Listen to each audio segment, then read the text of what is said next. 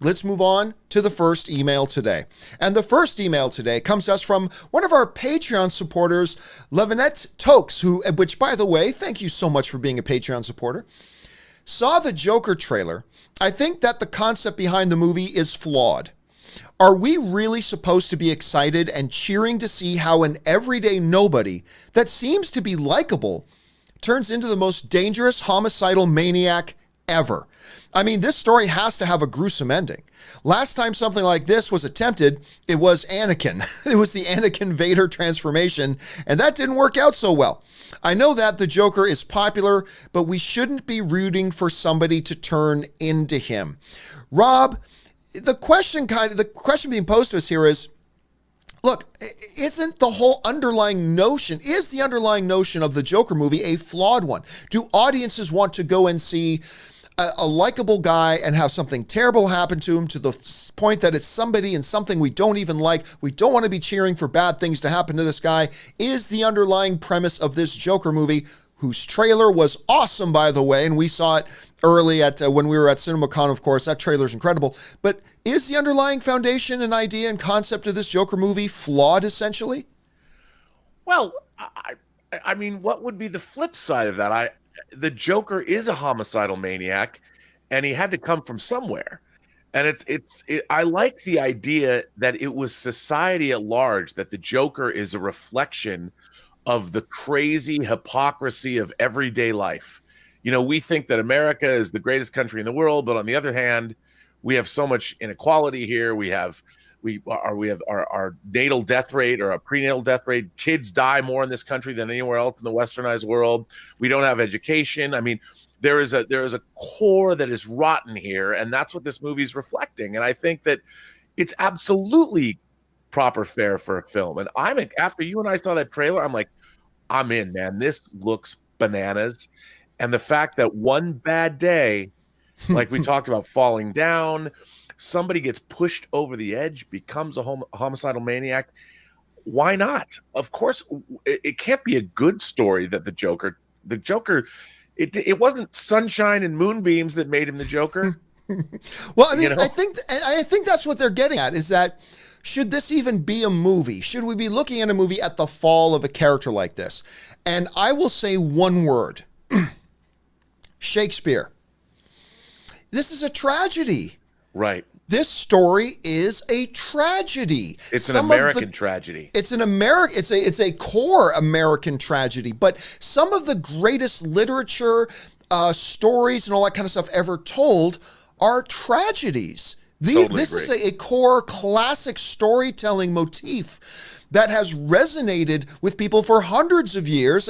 Like Shakespeare himself really leveraged the whole idea of the tragedy. And so when you look at a character like Joker, when you look at a character like Arthur Fleck, this is the tale of a tragic thing that happens to a tragic figure in the most tragic of ways.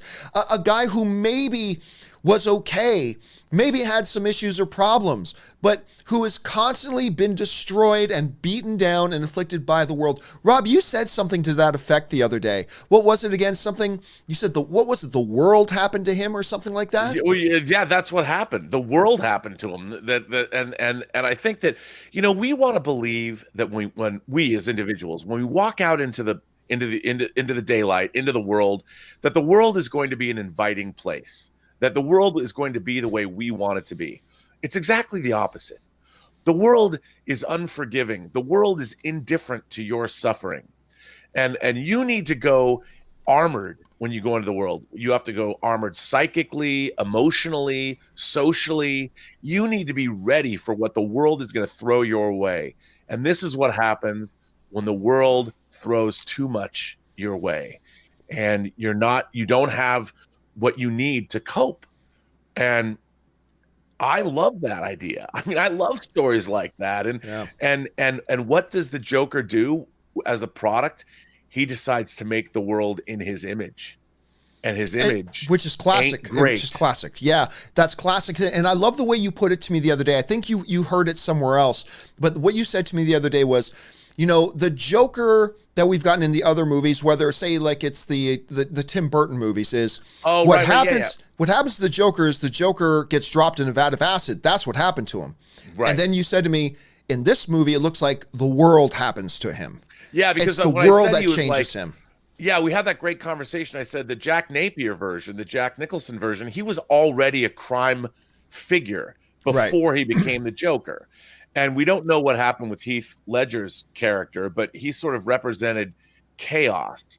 Right. But now we're going to see what happens to an everyman, probably a person who had a soul, a sweet soul, who was probably a nice person, really, but he had kind of a messed up childhood, I don't know what happened with his mom and all that stuff. But whatever happened, his soul was corrupted utterly by the world around him.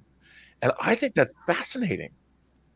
I do too. And, getting back to the whole notion of, is this an appropriate story to tell and all that kind of stuff, the idea of the tragedy, and that's what I really get a sense from this. This is a falling down. This is the tragedy. Tragedies are great because on one hand, they are cautionary tales, right? On one hand, and cautionary tales are great. But tragedies also make for remarkable character studies. And that's the one thing we always heard from Joaquin Phoenix going into this, is that the thing that attracted him to this movie was it was a true 100% character study of this guy and what happens when you have that one too many bad day. And so not every movie or every story that we need to see needs to be an uplifting adventure. Sometimes they're tragedies. And this is, if nothing else, Joker is one of the great Swamp Thing, there's several others, but Joker is one of the great tragedies.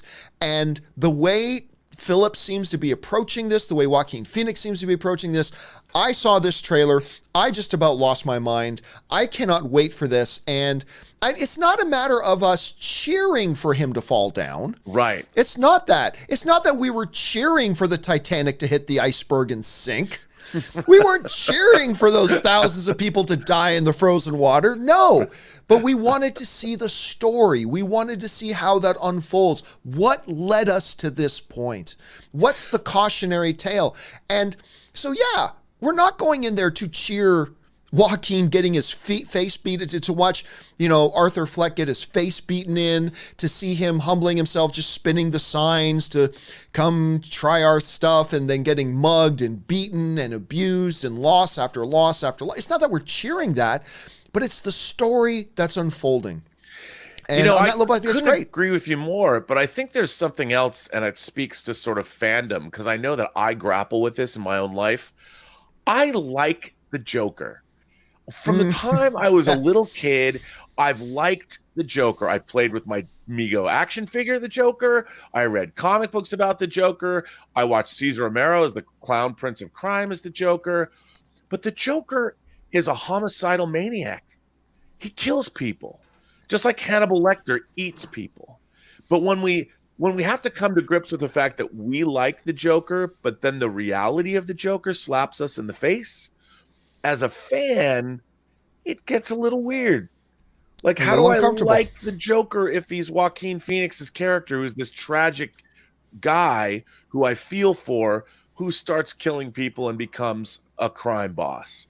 I know how it happened to him. I want to like the Joker because I have my whole life. But this Joker is not Cesar Romero, and it's certainly not the Mego figure I used to play with as a kid. This is the real world Joker. And there are people who love Thanos, and there are people who love Vader, and there are that's kind of the conundrum we find ourselves in, right?